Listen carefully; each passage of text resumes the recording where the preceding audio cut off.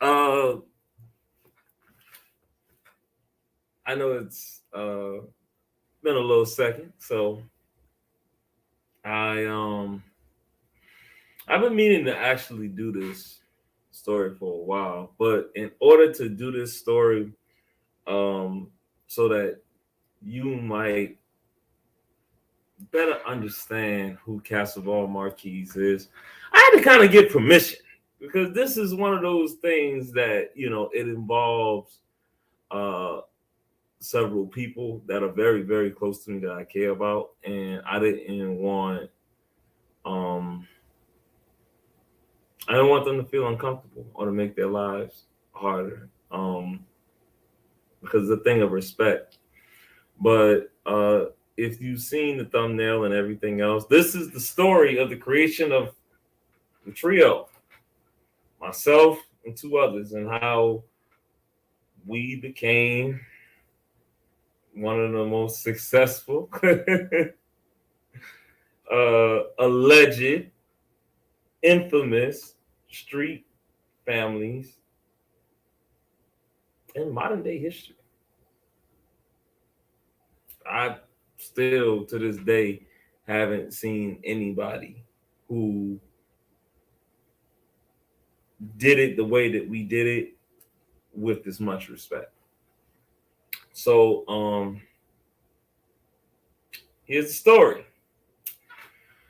So I guess to tell this story accurately, I'd have to like basically tell you a part of another story that I haven't done on this channel yet.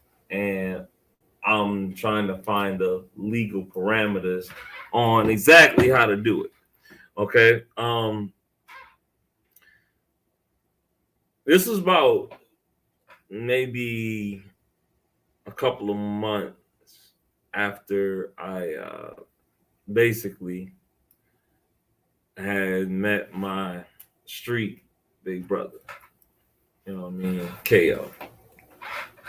And he took me in and embraced me as far as, teaching me the game.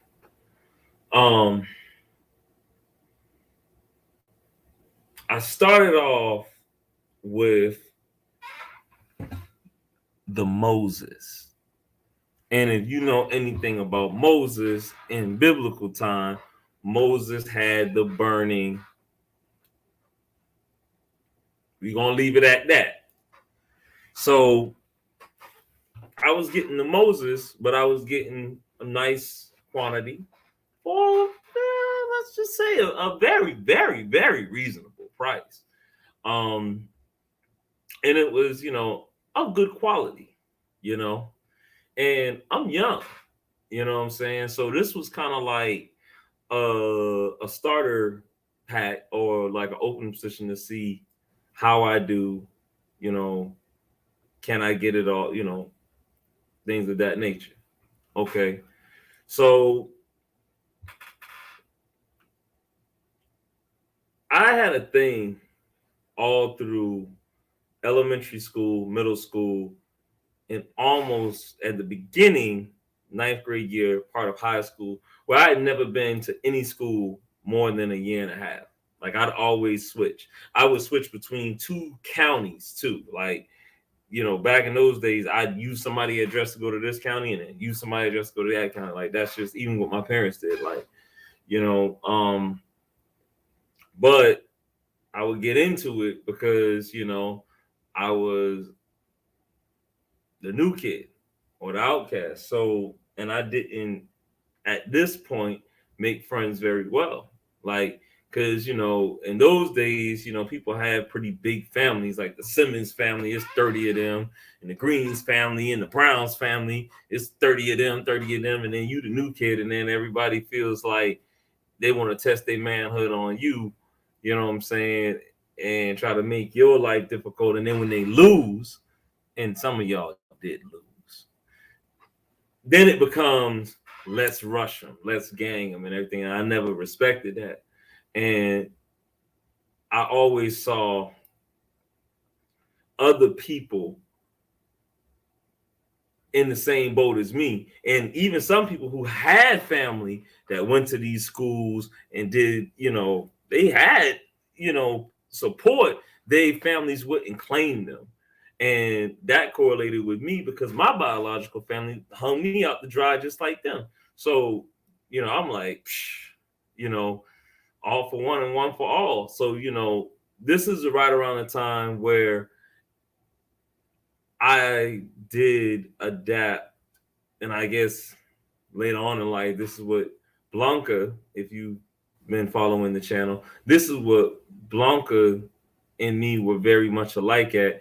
I started being and noticing the more violent I am, the more people going to stay away from me. You know what I'm saying? I can, you know, nobody runs up to a person that's violent like that. So, now it went from, I'm going to school for education. I'm just going to school to fight. You know what I'm saying? Like it's literally jail. I got padlocks and stuff like that, and I'm busting people, stabbing people with pencils. I mean, and which causes, a big disciplinary file, and then causes me to have to get transferred. You know what? Just like jail, like I said, like in the penal system, it's the same way. You next thing you know, you go to the hole, you get a big enough disciplinary file, they're shipping you off to someplace else.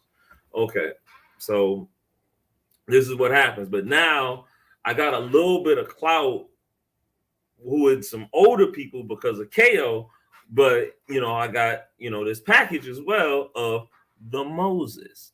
So I got the Moses, and there's a couple of people that's my age. I'm like in around my age that are dabbling in the Moses. So I'm like, okay, cool. We bought, I got, clientele. So what I end up doing is, at the particular school where I started, being the number one supplier of the Moses. Now, everything, getting my name out there, being very cautious and everything else, really vetting people and looking and observing people. That's where I got those skills from, even since back then. I'm 12, 13 years old, but I'm observing them, how they move. Do they talk a lot? Who do they, how do they conduct themselves? Are they secretive and everything else? And then that led into some other stuff, which we will definitely get into later. But everything was going good, and then all of a sudden, this Puerto Rican kid, you know what I'm saying? He's as some people would call it, niggerican. This niggerican kid, he's half Puerto Rican, half, yeah. So, he moves to the school, and you know, light skin, slick back, got the wavy, hair, ponytail. Puerto Rican kid, you know, he's not with the Puerto Ricans and he's not clicked up with the neighborhood that he is. He's kind of standing on his own. He's going there. And I find out from one of my clients that he's selling the Moses too. And I'm like, oh, okay. But I start observing, how he's doing and who he's moving with. And then what was so interesting is this is how I found out he wasn't affiliated with these other cats who in the neighborhood, they were the top guys of his neighborhood. Like he was really an independent. He's,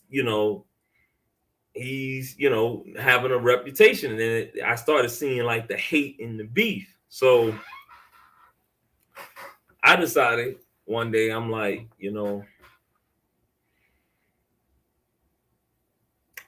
I gotta meet this cat. Like either I need to know independent to independent is we gonna be competition, or maybe we can work something out and do our own thing. Even Slick, even then, not even knowing what would happen, kind of hoped that I could find somebody to watch my back like how I watched theirs. So I find out, exactly where he lives, everything else, and I know that he's, around there, handling business within the neighborhood. But he moved, but I observed him for a long time. He moved impeccable, you know. Like if you didn't know, you wouldn't know. That's what I loved about him. And he was intelligent, he was smart, you know what I'm saying? He was, you know, a thinker. You know, he reminded myself of myself, to be honest. You know what I mean? Like we was thinking on the same time. Like he wasn't a person that just react. He's gonna think about it and figure and rationalize and be smooth with things. So, you know, cool, but not a slick dude, you know, a very honest dude, very cool. So anyway, I go over to, you know, his place of residence, and you know, he had heard of me, I had heard of him. So we were familiar with each other's reputation. You know, he didn't know, he knew I was a person that, you know, was a distinguished gentleman, but at the same time, I'll take it there all day, every day, no problem. Same with him. So naturally, when I came there, you know, his first reaction was, so what this supposed to be? It's like a shakedown or, and I was like, nah, it's a proposition. Just straight like that. I said, man, I want to make you a proposition. He was like, proposition. I was like, look, man, I respect what you got. And I respect you as a man. But what you got, quality is probably not that good. Now, not to say that you can't or don't have access to even better product, you know, product and the quality, but the price is going to be jacked. So I told him, I said, look, I'm thinking instead of this being a dick measuring contest of who got the biggest dick and who's more gangster and everything else, like we both know that we will ride for hours. So we're going to put that to the side. Let's talk as, you know, as men, and, you know, let's get this money. I just so happened to have bought a sample of the Moses, a nice, what we call the elbow. And I told him, I said, hey, we're going to introduce this here with your permission. You keep the proceeds. And if it don't test out or if it come back bad, hey, bro, you don't got to do business with me. We did it that day. Everything checked out. And he said, what's the prices? I told him what the prices was, which was way lower than what he was getting. He was, you know, paying almost a third more than that. He was like, all right, we can do business, man. You know, respect. Cool. So now we done joined forces. You know what I'm saying? He's watching my back. I'm watching his back. And it was like almost in the nick of time, because right after that, those same guys who I knew was going to be a hater because he lived around there, but he wasn't affiliated with them, he had some problems and we had to get busy on him. I mean, for real. Like, and you know, it was crazy because it was like 7 of them, but out of 7, we knew only 5 of them was really gonna go. And out of that 5, we only had to really worry about 3. You know what I'm saying? So, but you know, we let it be known. You know what I'm saying? And it was crazy. And that's how me and Pietro, that's how we met. That's how we became friends. Now, fast forward about maybe, I'd say summertime. It's about 6 months. Yeah, 6 months. Fast forward 6 months. We 13, 14. We together.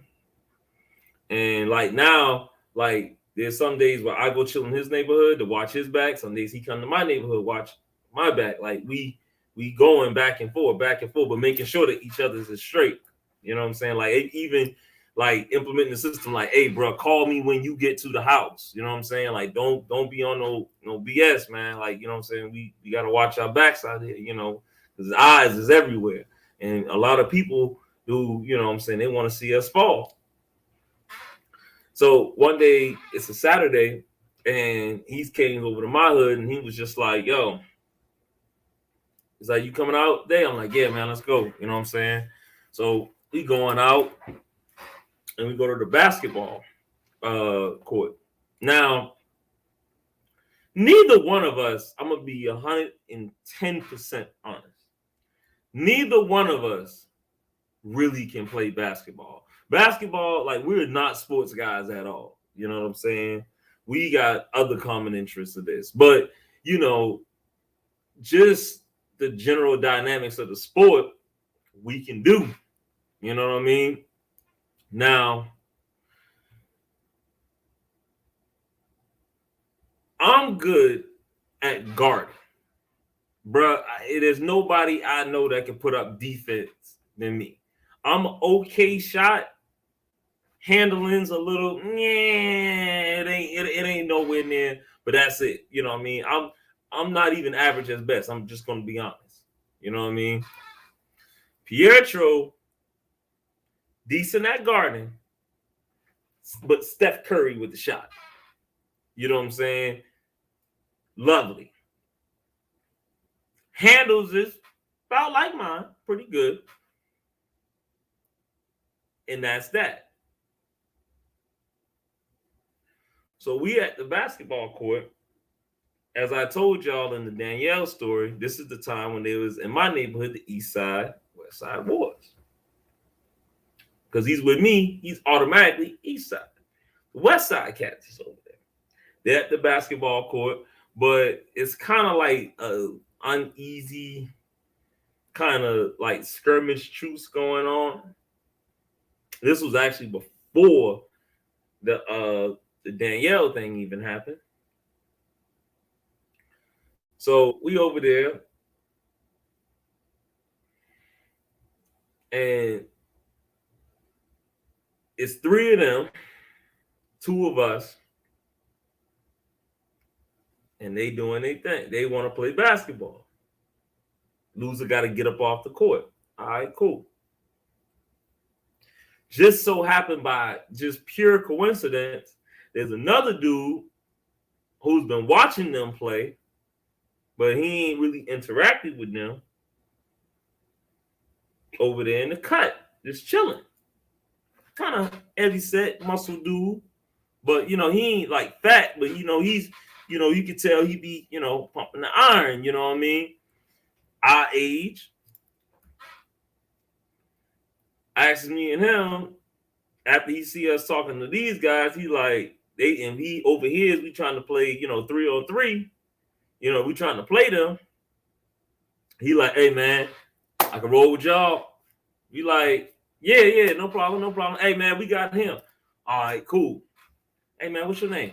Hey, KP. KP stand for Killer Peter. I'm like, all right, hey, I like that. You know what I'm saying? So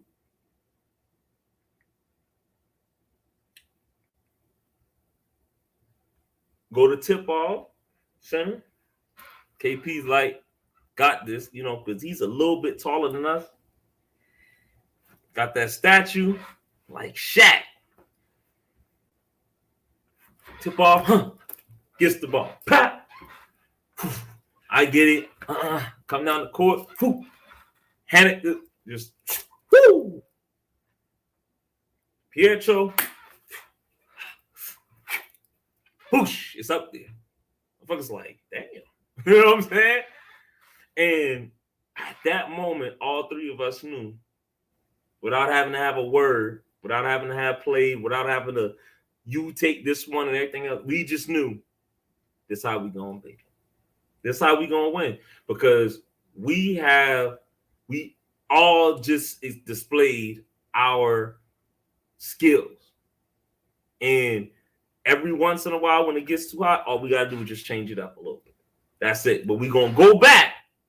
As soon as we change it up this way, we're gonna go right back to this way. You know what I'm saying? And we did it. end up winning the game, which is very rare for me because, again, like I said, I don't play basketball like that. None of us do. Well, the West Side guys, they didn't take that. So on the head, they didn't take that on the chin. Now they want to fight. And as we get into a little tussle, me and Pietro, KP's over there throwing them on our side. Boom, boom, boom, boom. I mean, it was like a video game. Boop, boop, boop. They leave, we leave. We walking back to my crib. I'm like, yo, man, not like, and I told him, I said, my exact words, I think was like, I thank you for, for throwing them, you know what I'm saying, for us, but like, you just known us from a can of paint. Like, we just met, like, no, with all due respect, why? He was, and I never forget this. He said, man, honestly, I don't really know these dudes. I'm new here. You know what I mean? I live in the neighborhood over there, but I just was watching them dudes before y'all came, and then I watched y'all, and it didn't seem like a fair fight. It's two of y'all, three of them. So if they thought I was going, be a part of that just because y'all the underdogs, like, nah, man, like that's bogus. And from that day forward, the trio was formed. And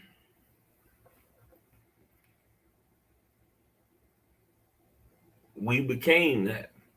KP was the muscle. I'm one side of the brain. Pietro, that's the other side of the brain. And from that foundation, nobody messed with us at all. And if they did, they instantly regretted it. We gave as good as we got. Took some L's, but very, very, very, very few. So I'm gonna actually end this one right here. This is a good place to end it because now there's some other stories that need to go into this that I'm gonna say. But that's the intro to the legendary trio, y'all, and how we became so tight. How we came together. Slim Magic, KP, and Pietro. Peace.